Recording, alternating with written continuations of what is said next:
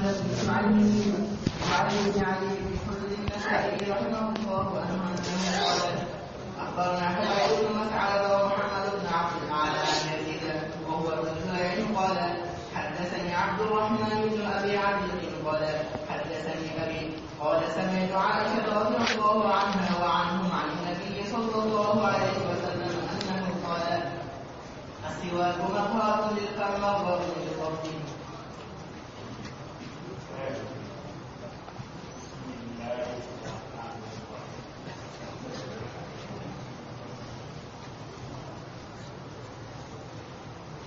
حدیث میں آپ نے گزشتہ سال کتابیں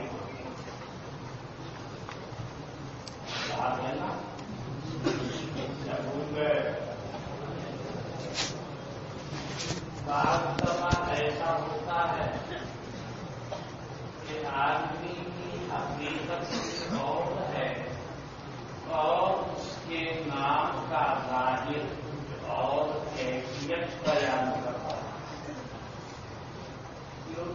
نظر وغیرہ نہ پڑی ہوتی اور اسماعیل ابن الیہ آپ کے سامنے آتا تو کہتے اسماعیل الیہ کا بیٹا الیہ کا کیا مانا مانا کیا اس کے ابا کا نام. لیکن اب آپ کو اس لیے نہیں ہوگا کہ وہ گفتگو آپ کے سامنے آ چکی ہے. آپ سمجھ جائیں گے کہ وہ ماں کی کہانی منگی. بعض لوگ ہیں منصوب کی لذت، بعض لوگ ہیں اپنے پڑوسی کی جان منصوب ہیں، بعض لوگ ہیں کہ جو اس کا باپ بنا ہے منہ بولا جس کا یہ متمنا ہے اس کی جانب منصوب ہو کر اس کا بیٹا کہلاتا ہے.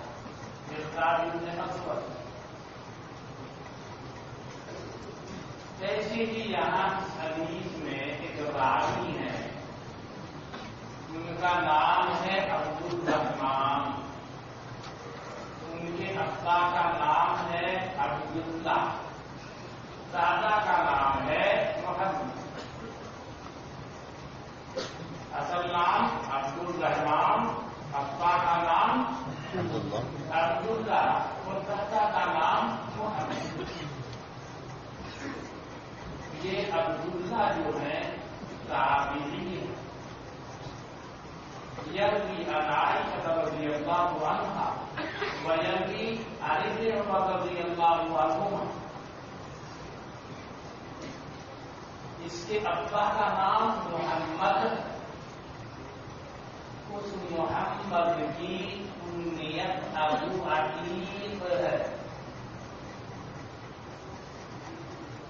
الغلطی ہو گئی.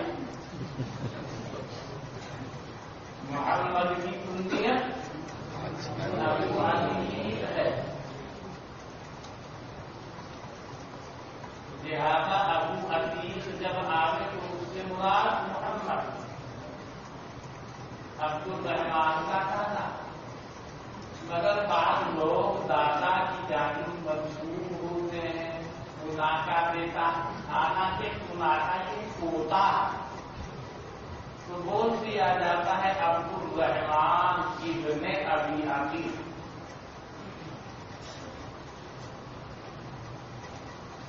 عبد الرحمان ابن ابی عتیق اور ابو عتیق کنیت کس کی ہے؟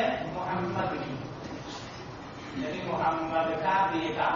اور یہ عبد الرحمان بیٹا محمد کا نہیں جس کی کنیت ابو عتیق ہے، بلکہ یہ ابو عتیق کے بیٹے کا بیٹا. اب وہاں آ رہا ہے عبد الرحمان اپنے باپ سے روایت کرتا ہے، یعنی عبد الرحمان ابن ابو عتیق اپنے باپ سے روایت کرتا ہے. اس آدمی کے اوپر صورت حال منکشف نہیں ہوگی تو وہ سمجھے گا کہ روایت کر رہا ہے عبد الرحمان ابو عتیق سے، محمد سے، پر اب مجھے کرنا डिवाइड किससे कर रहा है? अपने बाप से, अपनी बात। असली बाप कौन है? अब्दुल्ला।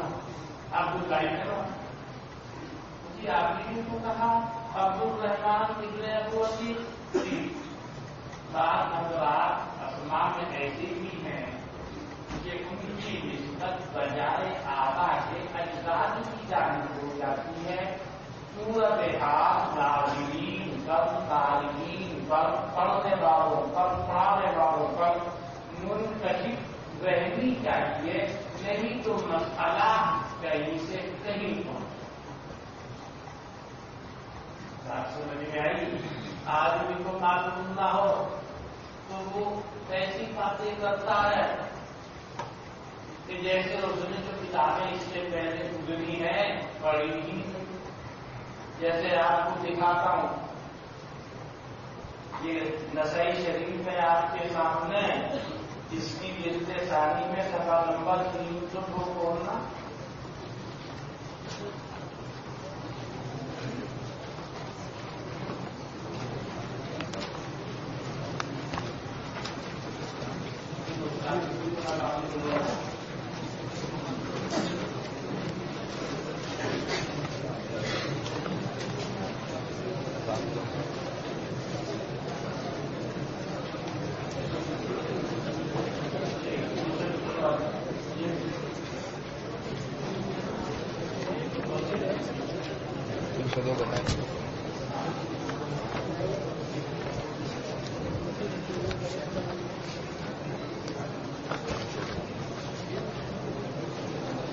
सुनो हो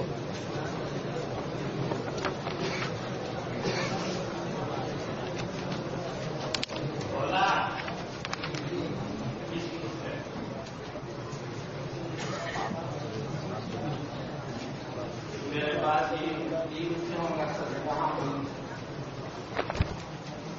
ये देखो पहली हदीस है 303 पर।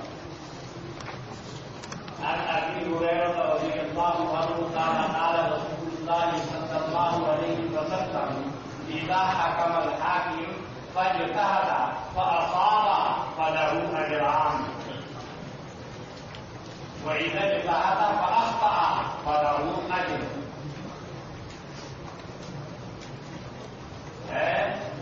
ایک بچہ کیا اسے پڑتی تھی؟ اپنی کی تھی. ابو داؤد کے حدیث میں بھی دیکھیں کتاب القدم،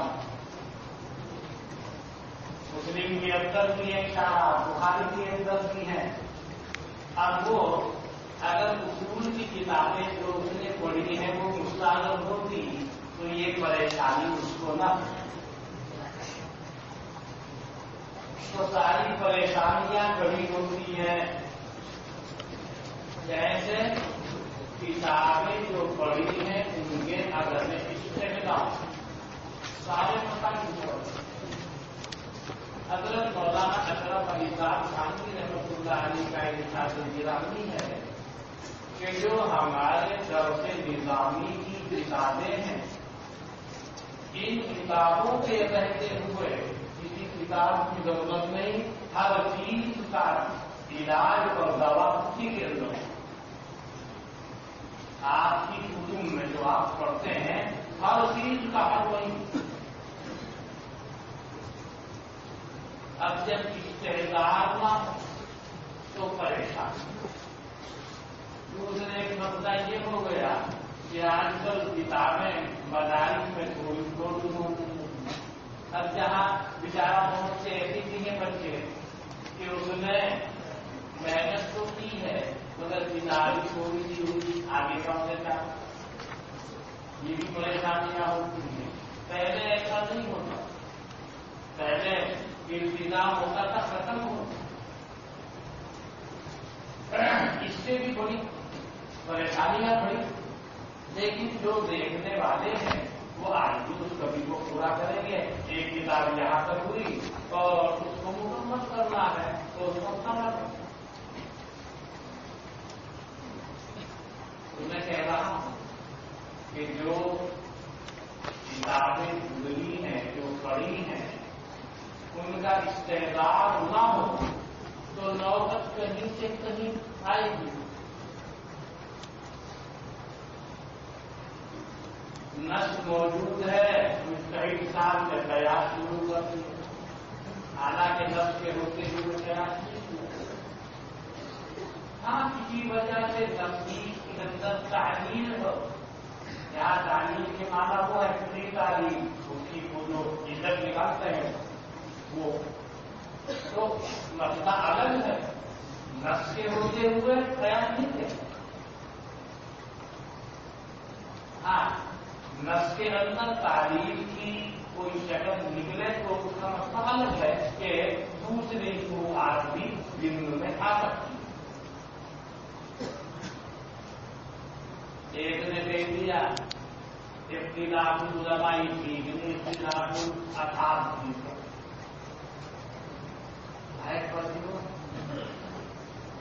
اب ٹھیک ہونے کا مطلب کیا ہے؟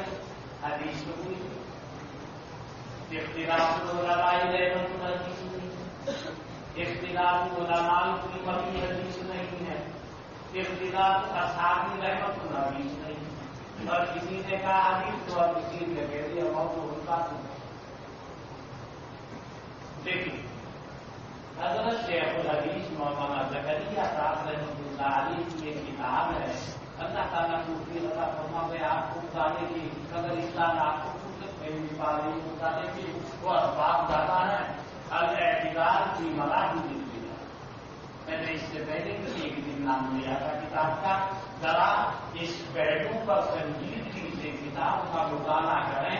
اس کا معلوم ہوا محالے کل کے سب لیکن یہ بات تو ہے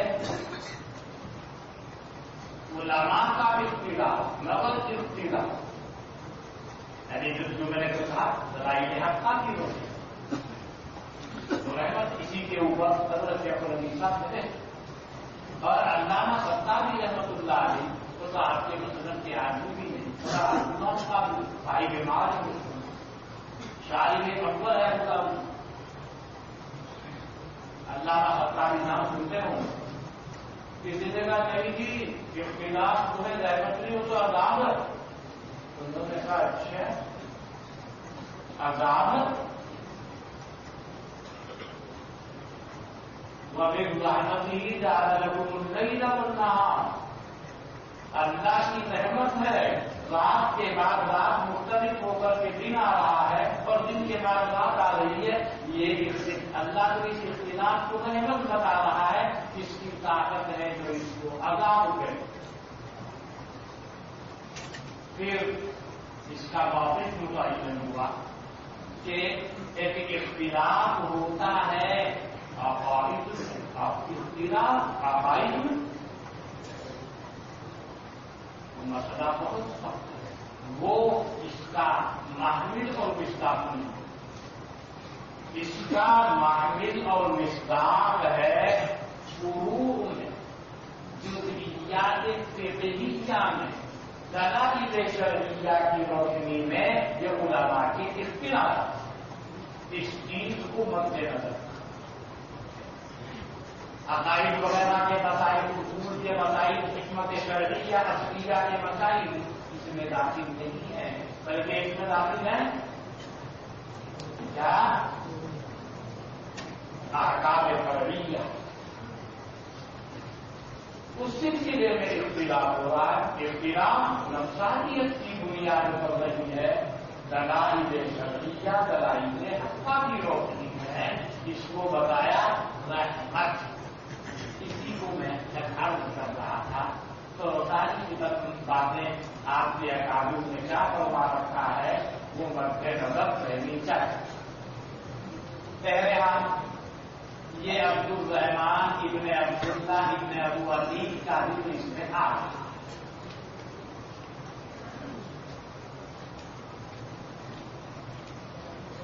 یہاں اس بات کے سلسلے میں دو لفظ شامل ہیں اس حدیث میں مَطْهَرَةٌ لِلْفَمِ وَمَرْضَاةٌ لِلْبَطْنِ. مَطْهَرَةٌ اگر اس کو مصدر میمی مانا جائے फराहों का कहीं मकाला मकाल फाल कैदून अतर मन हवा मदसल फलक कैदून अतर मन तालातुन मन बहावतुन पूरी मस्तर नीमी है। किसी किताब में पढ़ा था ना लैंग्वेज वगैरह में सीमा में पढ़ा।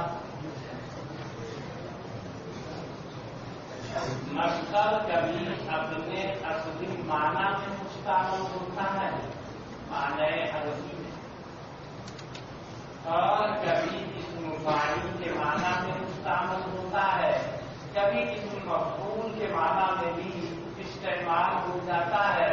इस्म फाइल के माना में मुस्तामल होगा तो पाक करने वाला, और कभी मुबालगा मकसूद होता है।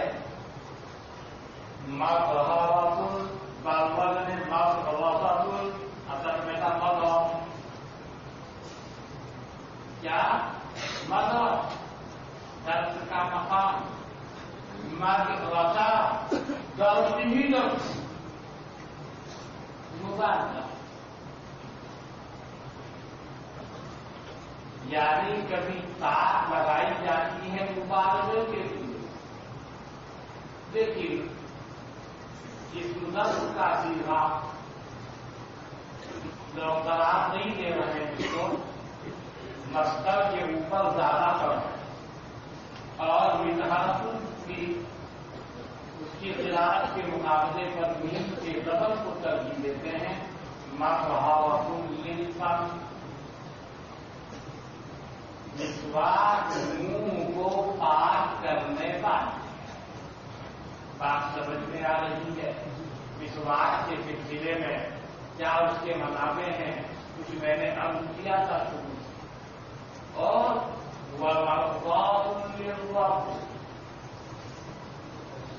ये भी नीम के जबर के साथ है, ये भी मस्दर नीमी है। और रब क्या चीज है जानते हैं, इससे पहले भी पढ़ते आए हैं, अल्लाह के नामों में से एक, रब अल्लाह के नामों में से एक, और रब सुब्हानहू व तआला को राजी करने वाली है, बहुत राजी करने वाली है। उसकी रज़ा, उसकी खुशनुदी और रिज़वान बारी का जरिया है। क्या विश्वास। इमाम नसई रहमतुल्लाह अलैहि ने किताब तहारत से किताब को शुरू फरमाया, और किताब तहारत में सबसे पहले वक्त और मुख्तलिफ अहादीस पर मुख्तलिफ तवारीख के साथ उसकी अहमियत को बयान फरमाया और हदीसें बयान फरमाई। और ये सब उर्दू फरमाने वाली के क्या है, तफासीर में उसकी तफसीर है, यानी मकासद और मकसद के आगाज से पहले पहले जो कुछ है वो सब क्या है, वो फरमाने वाली या अय्युहल्लज़ीना आमनू इज़ा कुंतुम इलस्सलाति फ़ग़सिलू वुजूहकुम व अयदियकुम इलल मराफ़िक़ वम्सहू बिरुऊसिकुम व अर्जुलकुम इलल काबैन की तफसीर और तारीफ बहुत अच्छा अंदाज इख्तियार फरमाया कि सबसे पहले विश्वास करो।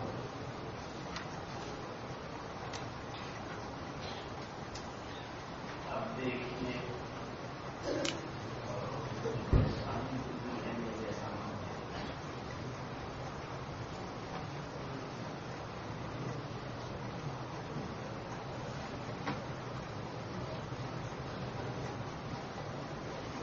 अब तरबीब की बात अनुमान खाई देखो, इसमें रग़बत दी जा रही है, यानी मुसन्निफ ने अनुमान कायम किया, तर्जमा कायम किया।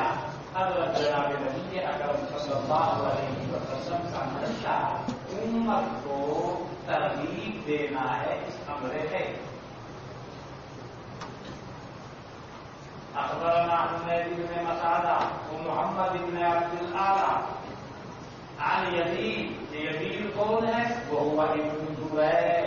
قال حدثني عبد الرحمن بن ابي علي قال حدثني ابي. عبد الرحمن کہتا ہے مجھ سے میرے ابا نے بیان. اگر آدمی صورت حال سے واقف نہ ہو تو کیا سمجھے گا؟ مجھ سے ابو عزیز نے یعنی محمد نے بیان کیا والامر کیسا کرا. اور وہ بھی روایت کس سے کر رہا ہے؟ حضرت عائشہ سے. اور حضرت عائشہ کے شاگرد کون ہے؟ عبداللہ بن مسعود. کیا قال سمعت عائشہ عن النبي صلی اللہ علیہ وسلم کہ میں نے سنا ہے حضرت عائشہ رضی اللہ عنہا سے وہ روایت کرتی ہیں جناب نبی اکرم صلی اللہ علیہ وسلم سے. آپ نے فرمایا السواک مطہرۃ للفم. مسواک منہ کو پاک کرنے والی چیز ہے. منہ کو پاک کرتی ہے، صاف کرتی ہے. ہم نے کہا بہت سارے فوائد اس کے بیان کیے ہیں اور آپ اس کو کثرت سے کریں گے اس کے فوائد آپ کے سامنے منقع ہو کر سامنے آئیں گے. شاید پھر اطباء کے پاس اور ڈاکٹروں کے پاس جانے کی ضرورت پیش نہ آئے انشاءاللہ. ذرا کر کے دیکھیے. بڑے اہتمام بات پر بھی کیجیے، زبان پر بھی کیجیے اور وہاں کو نوبت آنی چاہیے جیسے حدیث میں فرمایا وہ یقول اضافی. وہ سب منظر سامنے آنا چاہیے پھر اس کی منفعت حاصل. مرضات للرب. رب سبحانہ و تعالی کو راضی کرنے والی ہے. اور اگر مقدار پڑیں گے رضا کا ذریعہ اور خوشنودی کا ذریعہ ہے. چلیے الاكثار في السواك. وبه قال اخبرنا حميد بن مسعدة وعمران بن موسى قال حدثنا عبد الوارث قال حدثنا شعيب بن الحفاظ عن انس بن مالك رضي الله عنه وعنهم انه قال قال رسول الله صلى الله عليه وسلم قد اكثرت عليكم بالسواك. جیسا حدیث ہے اسی کے مطابق ترجمہ قائم کیا ہے. حضرت نے مسواک کے سلسلے میں اپنے صحابہ کو بارہا مختلف اسالیب میں، مختلف الفاظ و کلمات میں، مختلف لہجوں میں ترغیب اور اس سلسلے میں بہت اختصار سے آپ نے کام کیا. کہیں فرمایا لولا ان اشق علی امتی لأمرتهم بالسواك عند كل وضوء أو عند كل صلاة كما ورد. کبھی کسی طریقے سے کبھی کسی طریقے سے، کہیں اور کے ذریعے کہیں عمل کے ذریعے، جب بھی گھر میں داخل ہو رہے ہیں مسواک کر رہے ہیں، توفے اٹھوائے ہیں تو مسواک کر رہے ہیں، وضو کر رہے ہیں تو مسواک کر رہے ہیں. تو آپ فرما رہے ہیں قد اکثرت علیکم بالسواک. میں نے مسواک کے سلسلے میں تمہارے اوپر بہت ہی کثرت سے کام لیا ہے. یعنی تم سوچو گے کہ بہت شدت کے ساتھ، اختصار کے ساتھ، مبالغے کے ساتھ، اہتمام کے ساتھ مسواک کے سلسلے میں بتایا ہے.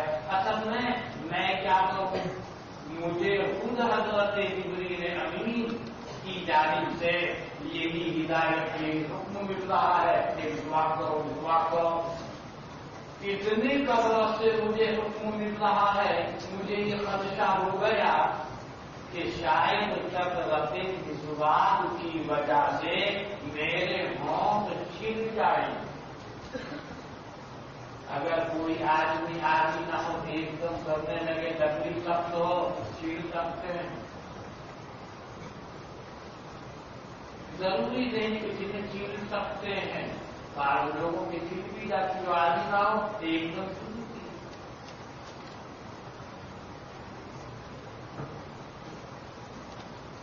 اکثر تو علیکم کثیرا.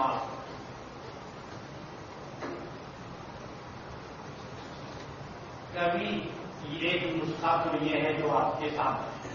اس میں بعض نسخوں میں ہے قد اکثرتم علی بالسواک. چونکہ حضرت کی جانب سے اس کے اہتمام کی ترغیب اور اس بار کے اتفاق بکثرت ہوا تو صحابہ کی جانب سے بھی پوچھ تاچھ کے مسائل عجیب عجیب انداز سے شروع ہوئے. قد اکثرتم علی بالسواک. تم نے کثرت سے کام لیا میرے اوپر مسواک کے سلسلے میں. میں نے ترغیب دی. آپ لوگوں نے مختلف پہلوؤں سے اس کے بارے میں معلومات کرنی شروع کی اور پوچھنا. یہ مفہوم ہوگا اس دوسرے کے اعتبار. یہ آپ کے نسخے میں نہیں ہے. اگر کہیں آپ پہنچ جائیں کسی دوسرے ملک میں وہ الگ مجموعہ ہو آپ کے سامنے وہ نسخہ آ سکتا ہے. ایسا بھی ہے بعض نسخوں میں. اور اکابر نے اس بات کا بھی اعتراف کیا کہ نسائی شریف میں کتابت کے بعد میں جس تصحیح کا اہتمام درکار تھا اس اہتمام میں تھوڑی کمی کرتی ہے. بعض جگہ ایسی جگہ پر ایک لفظ وہاں نہیں ہونا چاہیے. اس کا انداز الگ ہونا چاہیے. آئیں گے اس طرح کے والا سامنے وہاں جہاں آئیں گے میں انشاءاللہ عرض کروں. تو اس نسخے میں یوں ہے بعض نسخوں میں کچھ اور جیسا کہ اس سے بھی انداز لگتا ہے کہ لوگوں نے اس کی شرح کی جانب توجہ نہیں کی. حالانکہ بعض صحت میں تیسرے نمبر پر رکھنے میں متفق ہے اور شروعات لوگوں نے اس کی جانب کی بات. دوسری کتابوں کی جانب میں نے عرض کیا تھا موقع بھی نہ پوچھا. جو باتیں صحت میں اس سے پیچھے ہیں ممکن ہیں خوب ہیں پیغل کامیاں. کوئی محقق شارع ہوتا تو ساری باتیں کھول کے رکھ دیتا. التفات ہی نہیں. آپ میں سے اللہ تعالیٰ کسی کو بھی بتا فرمائے بہت اچھا ہے لیکن وہ شرابی کرے گا تو وہ عزت کرے گا جہاں تک وہ مڑے گا آگے کرنا تو اس کے لیے پریشانی کرنا پڑے.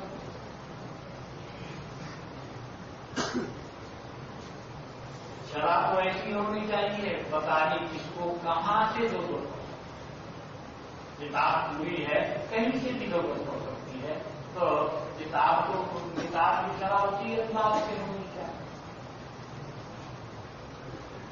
اس نسخے کے اعتبار سے قد اکثرت علیکم بالسواک کی میں نے مسواک کے سلسلے میں تمہارے سامنے بکثرت اور خوب مبارکے سے کام لیا ہے.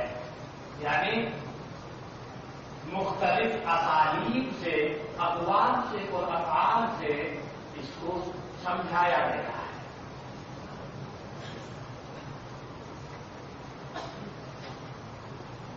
حضرت انس رضی اللہ عنہ کہتے ہیں کہ فرمایا جناب نبی اکرم صلی اللہ علیہ وسلم نے حضرت علیکم بالسواک کی میں نے بکثرت یعنی پورا مبالغہ کیا ہے اور مبالغے سے کام کیا ہے آپ کے سامنے مسواک کے سلسلے میں.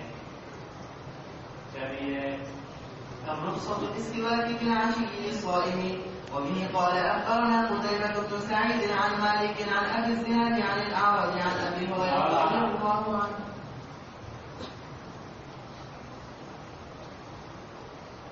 عشیًا آپ بولتے ہیں صبح و شام، غدوۃ و عشیہ، صبح شام. اردو میں شام کا اطلاق بعد زوال سے شروع ہو جاتا ہے. عشیًا زوال کے بعد سے شروع ہو جاتا ہے. وہ زوال کے بعد کا ہو. حدیث میں روزے کا ذکر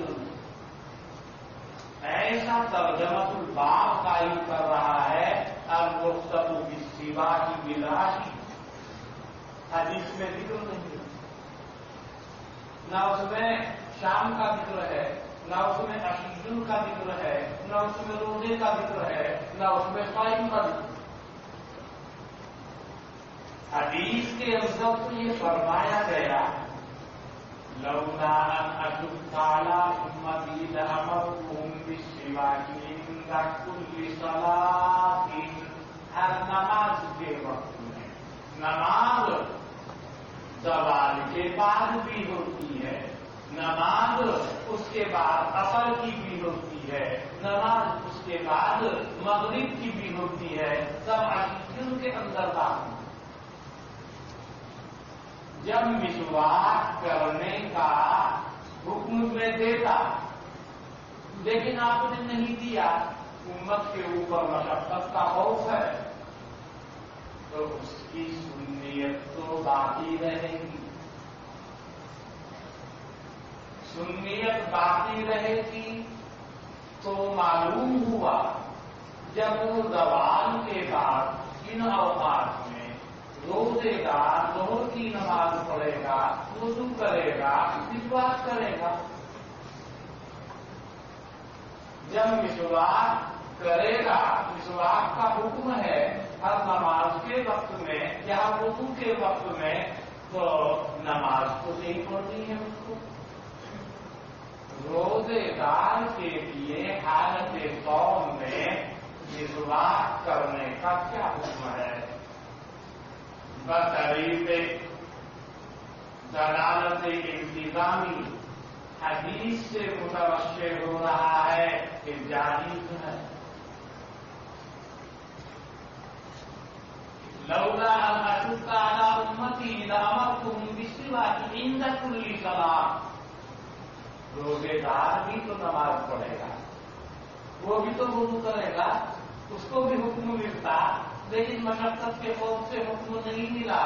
حکم نہیں ملا تو وجوب نہیں ہوا، لیکن وہ جو سنیت ہے وہ تو برقرار ہے، اور وہ جو جواز ہے وہ تو برقرار ہے. اب مسئلہ کھڑا ہوا حالت صوم میں صائم کے لیے مسواک کرنے کا کیا حکم ہے؟ جائز ہے مسواک کرنا روزے کی حالت میں. روزے کی حالت لکڑی منہ میں دے گا، کوئی حرج کی بات نہیں، کھا تھوڑا ہی رہا ہے، وہ تو زبان پر یا دانت کے اوپر ہی تو چلا رہا ہے، اسے کھا نہیں رہا. یعنی اس کو مفترات ثلاثہ سے بچنا ہے، کوئی مفتر سامنے نہیں.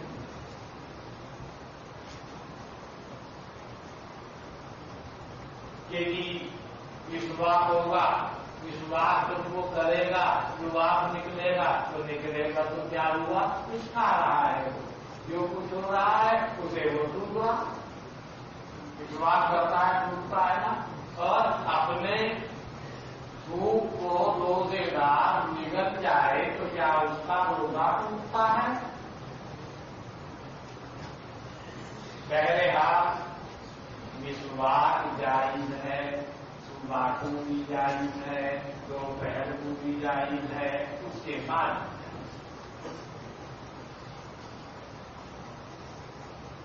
لکڑی کہیں بھی ہو، اس سے کوئی بحث نہیں. لڑکی اگر نیند کی ہو کرتی جگے گی وہ مسئلہ الگ ہے، وہ کھا نہیں رہا ہے ابھی وہ کڑواہٹ تو محسوس ہو رہی ہے، وہ تو فیضان ہے، وہ کھا نہیں رہا۔ میں نیند کے علاوہ اور نگری ہوتی تو اس کو آپ کرتے صبح کو کرتے تو کچھ نہ کچھ محسوس ہوگا، وہ تو ایک قسم کا فیضان ہے، نیند کی نگری ہے، اس بات کر رہا ہے کچھ کڑواہٹ کی وہ محسوس کرے گا، یہ پوری ذائقہ ہے اگر کھا نہیں رہا ہے وہ، پھر یہ کیفیت کیا ہو گئی منہ کے اندر، وہ فیضان ہے، فیضان فوراً پی دو۔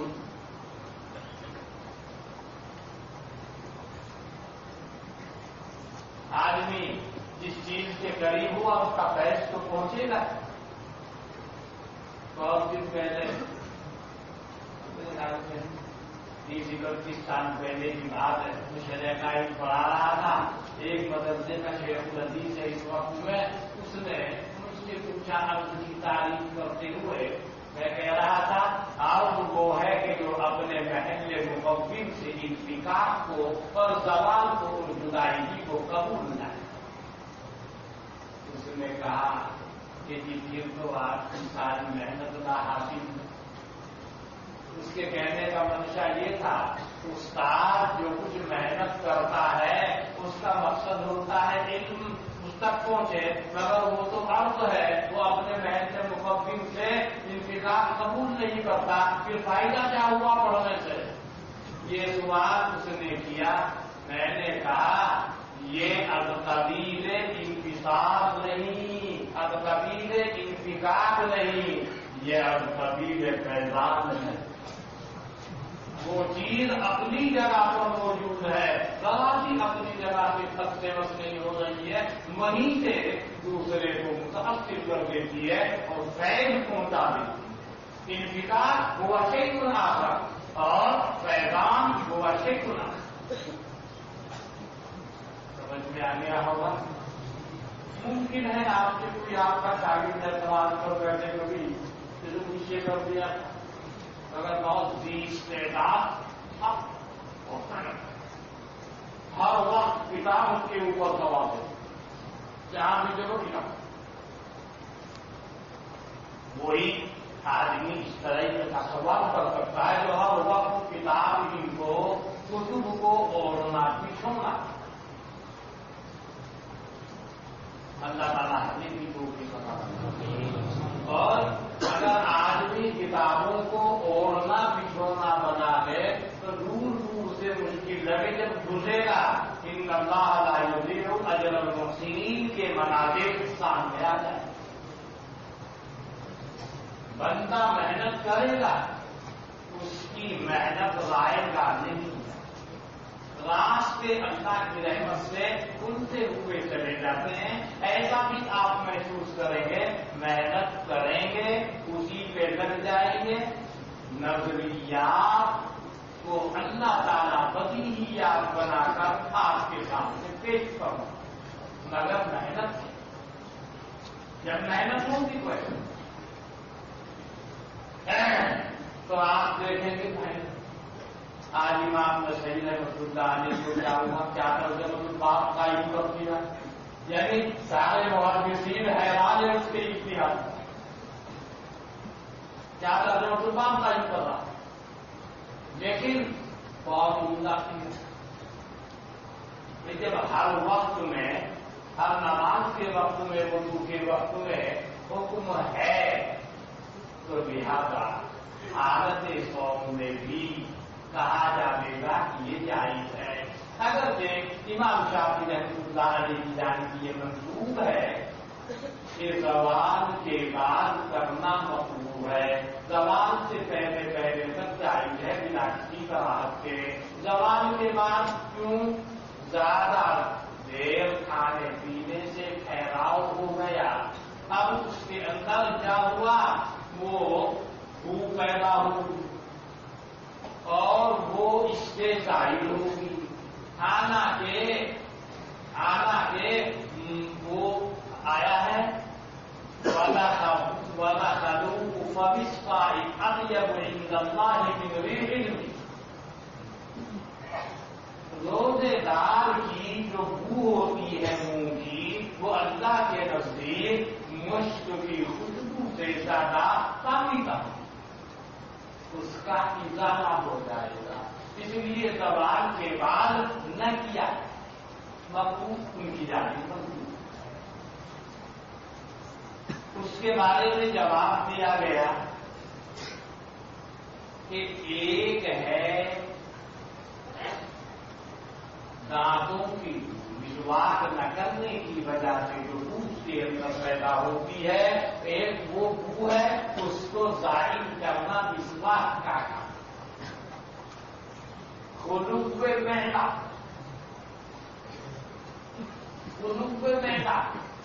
حوض البدن المعدة حوض البدن بڑا ہے نا کہیں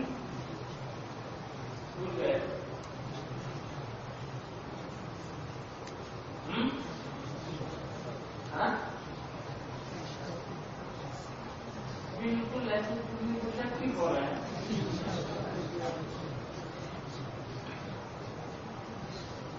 وہ روایت تو ضعیف ہے مگر پرسوں رکھی مشکات شریف میں حدیث ہے. المعدة حوض البدن شروع سے ساتھ میں دیکھیے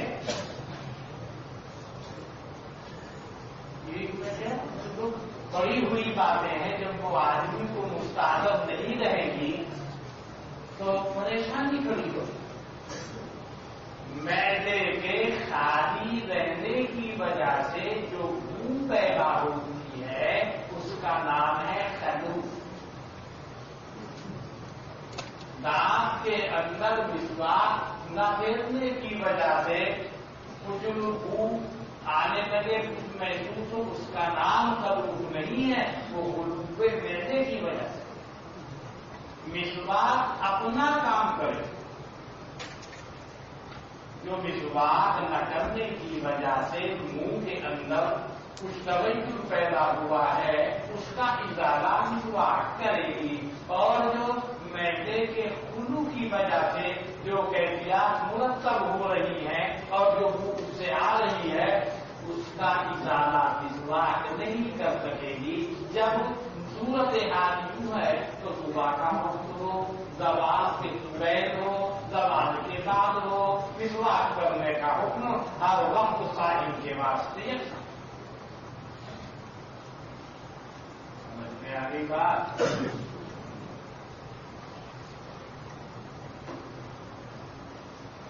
المرتب بالاتباع بالعشي للصائم یہ ترجمہ الباب قائم کیا ہے.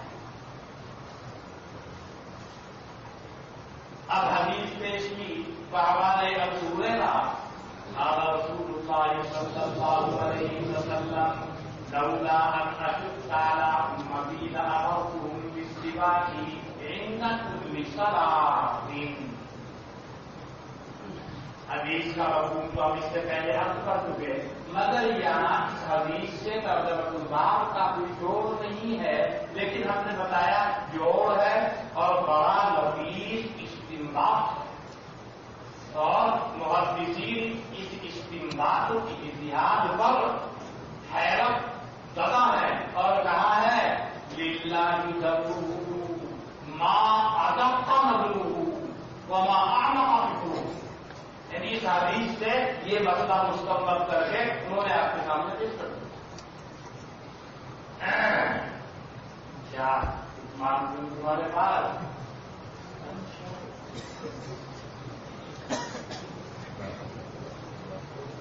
حضور سارے محدثین شادی کی کیوں ہے؟ مولانا قاعدہ یہ ہے استقراء تام کے بغیر سب کے کلی جائز نہیں ہے. مولانا سیاہ سکتا پڑھ رہے دورہ پڑھ رہے جو صحابی شریف بھی ہے اور پھر بھی آپ ایسی بات پر مانا ہے.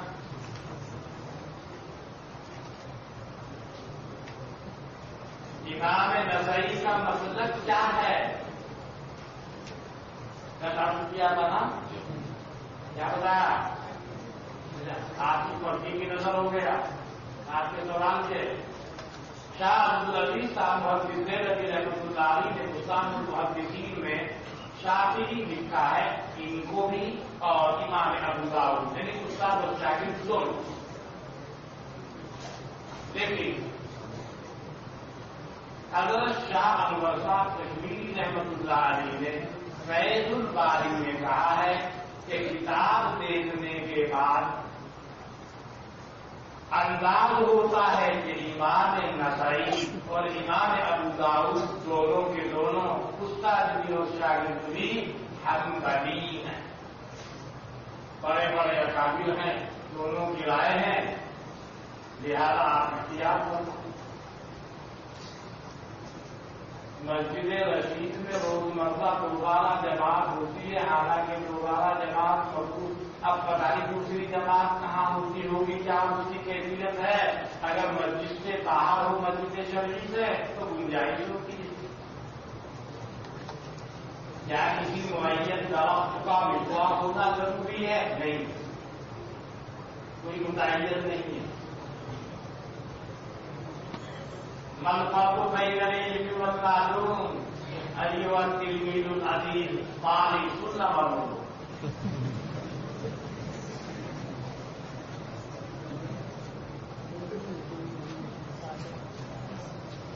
नसई की शरह की जानिब आप भी इसकी तलाशी करते हैं। मौलाना मैं तो बेकार आदमी हूँ, मुझे उम्मीद ये है अल्लाह ताला आपके जिंदगी को मुंतखब फरमा।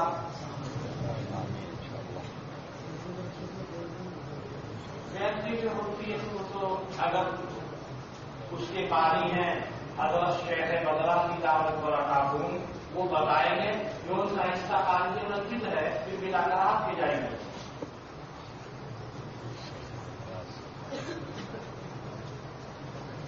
ये बेचारा कह रहा नूरी तुमिनकुम अंतुसर किताब मुकम्मलन व तामन। हाँ, अगर आप इसके लिए मुस्तहिद हैं इरशाद।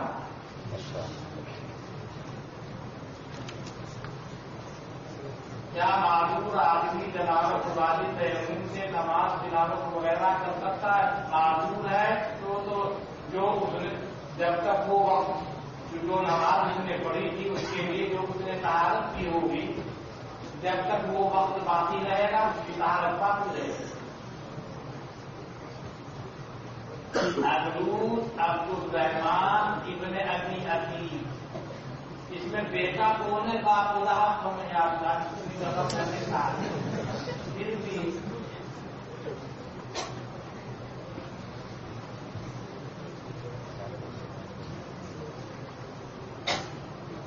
नाम नरा शरहन अलग शेख जकरिया। असल तो वो कुछ तमहीदात मौलाना गंगोही के सबक की तकरीर थी, उनके कुछ कुछ जुमले होते हैं, कुछ कुछ टुकड़े और के हैं, कुछ और के, तो तमीज का हिस्सा है, यानी मुकम्मल की बात। मैं सही कह रहा हूं, मेरा मौजूद गुफ्तगू दलालत मुताबिक है।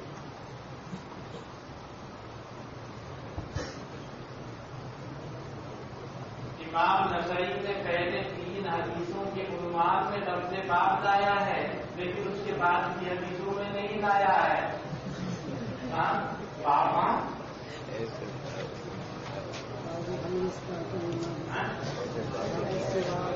वो मैंने कहा वो इमाम नसई, वो असल में जो मैं अपनी अर्ज कर रहा हूँ वो उस्ताद के बताई नाज़रीन का अदम एहतराम है, नाज़रीन और उस्ताद।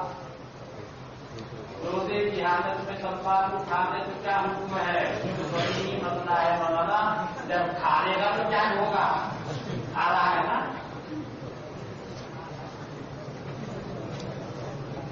रोजेदार के मुंह में अगर विश्वास का पानी या दूध का कोई दबला अंदर, विश्वास का पानी जो है वो तो उसके दुआ में जहर का असर है, तो कोई मसला नहीं। विश्वास टूट के अगर चली गई गलती से तो रोजा टूट जाए। आप मुवत्ता की शरह करते हो तो कर रखी है, अल कलाम मुस्तफा मौजूद है, अल कलाम मुस्तफा वाले हैं दिमाग मुवत्ता। जिस तरह आप کے بغداد پاک سے کیا اسی طرح دیگر انبیاء کے بھی شامی نے جہاں یہ بحث کر رکھی ہے دوسروں کو بھی جوڑ رکھا ہے. ایک حنفی آدمی نماز کے اندر بغیر کرتا ہے یہ سمجھ کر کہ اللہ کے نبی نے کیا ہے تو یہ کیا انشاءاللہ بغیر کی ویسے کی.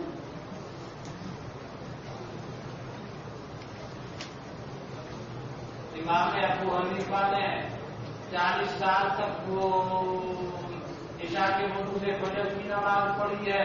مولانا تاریخ کی اتنی کتابوں میں ہے کہ اس کا انکار کرنا تاریخ کے اوپر اعتماد کو مستلزم ہے. اس کے اوپر بھی اعتماد کی مراتی الجان میں بحث کر رکھی ہے. اور دوسرے مختار نے کیا شامی میں کیا تاریخ کبھی بغدادی میں کیا کتنے لوگ ہیں مورخین کم کھول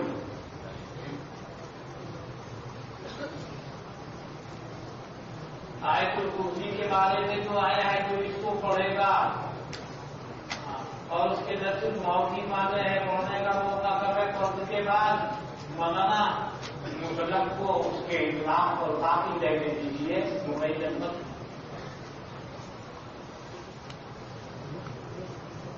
کوئی فرض نماز میں مصنون صورت کے علاوہ کسی اور صورت پڑھا تو کیا وہ نماز مصنوعہ کے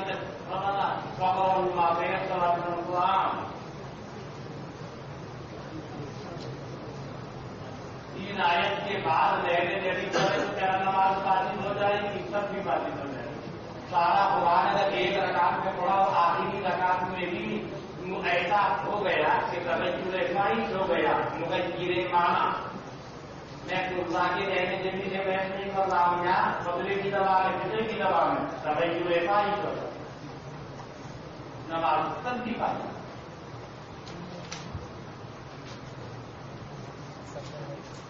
ہمیں تقریب بہادر کے طور شروعات نازلے اردو نے مگر بال چبانے سے روزہ کیوں ٹوٹ جاتی مولانا وشواس چبائی کی جا رہی ہے بال کھایا جا رہا ہے مطلب کروا اسے کھایا جا رہا ہے. حیدر کی طبیعت خراب ہے ناشفا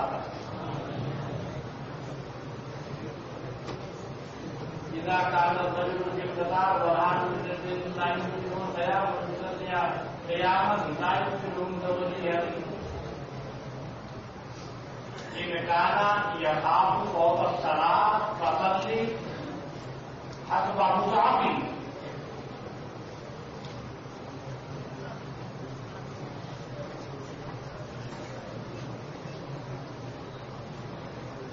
اور اس میں عذاب اس کے اطلاق میں اور زوال کے بعد حدیث میں تو حدیث کے استدلال سے اس کے حدیث میں تو فجر بھی آتی ہے اور بات میں زوال کے بعد مولانا اگر جو خرجات آدمی کو اگر اختلاف کسی کا اس میں ہوا تو بہادر زوال ہے. اس لیے خاص طریقے سے ترجمے میں اسی کو پائی یعنی ایسا معلوم ہوتا ہے شاید جو لکھنے والا ہے شاید اس کے مطلب کا بلکہ کا محفوظ ہوں. بطور مت دینا بھائی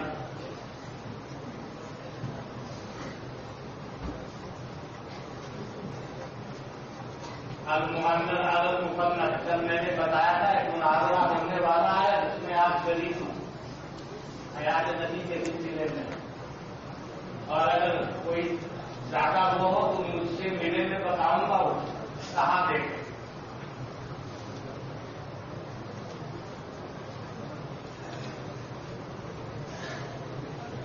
ابو داؤد کے مسلک کی بات رہ گئی ابھی یہاں تو موبائل کی اسکرین پرانے قریب بغیر وضو کے کر سکتے ہیں. اس کو مولانا حافظ کی اگر کوئی ہو تو بغیر وضو کے آپ جسے مضافہ کر سکتے ہیں کہ حافظ قرآن سے بغیر وضو کے حافظ صاحب والے مضافہ کرنا پہلا وضو کرو بتاؤ مسئلہ بغیر وضو کے حافظ صاحب سے مضافہ ہو سکتا ہے. بس اس کی میموری میں قرآن ہے جب وقت آئے گا تو اسکرین کرے یہاں کی پاس کی ہے وہ آگے فیلنگ دوسرے پر پتا کر مارا.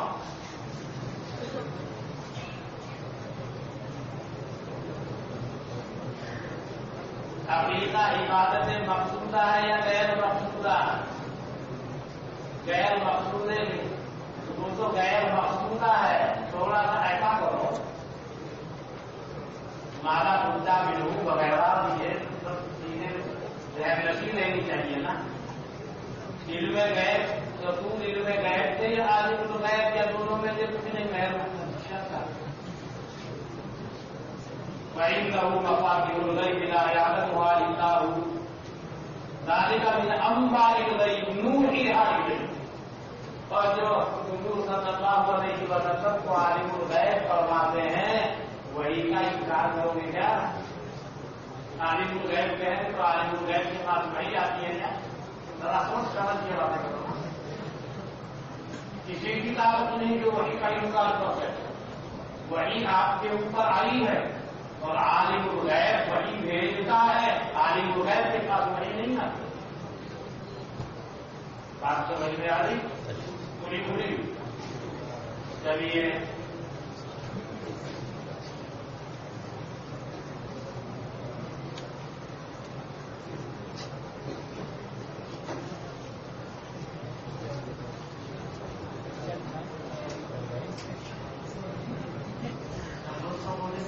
بالعشي للصائم وبه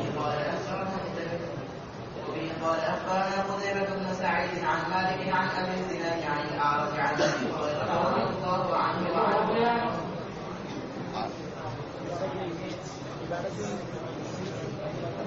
السواك في كل حين. وبه قال أخبرنا علي بن خشرم قال حدثنا عيسى وهو ابن يونس عن مسعد عن المقدام وهو ابن شليح عن أبيه قال قلت لعائشة رضي الله عنها وعنهم بأي شيء كان يبدأ النبي صلى الله عليه وسلم إذا دخل بيته قالت بالسواك. کہتے ہیں کہ میں نے حضرت عائشہ رضی اللہ عنہا سے کہا بأي شيء كان يبدأ النبي صلى الله عليه وسلم إذا دخل بيته. کس چیز سے آغاز فرماتے تھے جناب نبی اکرم صلی اللہ علیہ وسلم جب کہ داخل ہوتے تھے اپنے گھر میں؟ حضرت کہیں سے باہر سے گھر میں داخل ہوئے. گھر میں داخل ہوتے ہی آغاز کس چیز کا فرماتے؟ قالت بالسواک. ام المؤمنین حضرت عائشہ صدیقہ رضی اللہ عنہا نے فرمایا مسواک کے استعمال سے آغاز فرماتے تھے. لیکن حنفیہ کی کتابوں میں گھر میں داخل ہونے کے وقت میں مسواک کے استعمال کا ذکر میں نے نہیں دیکھا. بعض اور کتابوں میں ذکر ہے حنفیہ کے علاوہ انہوں نے ذکر کیا ہے کیونکہ حدیث کے اندر آیا. تو لہذا جب ہم گھر میں داخل ہو رہے ہیں آپ کو آئے تمام فرما رہے ہیں آغاز فرما رہے ہیں مسواک سے معلوم ہوا کچھ ہے. لیکن حنفیہ کی کتابوں میں تذکرہ نہیں ہے اس وقت میں استعمال. حافظ ابن عمر نے جو کچھ کہا اس سلسلے میں وہ کل میں نے عرض کیا. انہوں نے کہا ان 5 جگہوں پر مسواک کرنا مستحب ہے. پہلے جب گھر میں داخل ہوتے تو گھر میں دخول کبھی دن میں کبھی رات میں کبھی قبل العشی کبھی بعد العشی کبھی عند العشی ہوگا. تو اس سے بدلی سے انتظام کیا نکلا؟ اس کا کوئی خاص وقت مقرر نہیں. کسی کی وقت ابھی ایک بچہ سوال کر رہا تھا پھر وہ عشی کا ذکر کر کیوں یہ لے آیا 80 واقعی کل بھی. ہر وقت میں کوئی وقت مختص نہیں ہے اس کے ساتھ. یعنی صبح کا وقت ہو زوال کا وقت ہو غروب سے پہلے کا وقت ہو رات کا وقت ہو طلاق کا مبدا ہو، طلاق کی نہایت ہو، جو بھی السواک فی کل حین استعمال سے جب گھر میں آپ داخل ہوتے تو آغاز فرماتے فعل السواک سے، استعمال سواک سے، کیا مطلب کسی وقت کے ساتھ مختص نہیں ہے، گھر میں ضرور کسی بھی وقت میں ہو، لہذا پتری کے انتظام نتیجہ کیا سمجھ میں آیا، کوئی وقت اس کے لیے مقید قید نہیں ہے اور مختص نہیں ہے، اسی وقت میں جب بھی گھر میں دخول ہو رہا ہے۔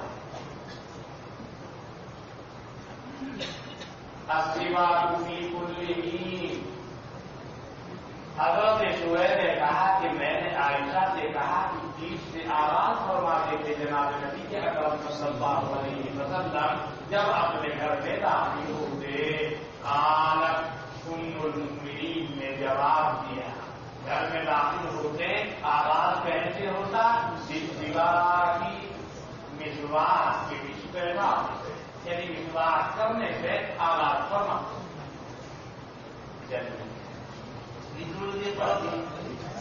پریشان ہو گئے تھے آپ پہلے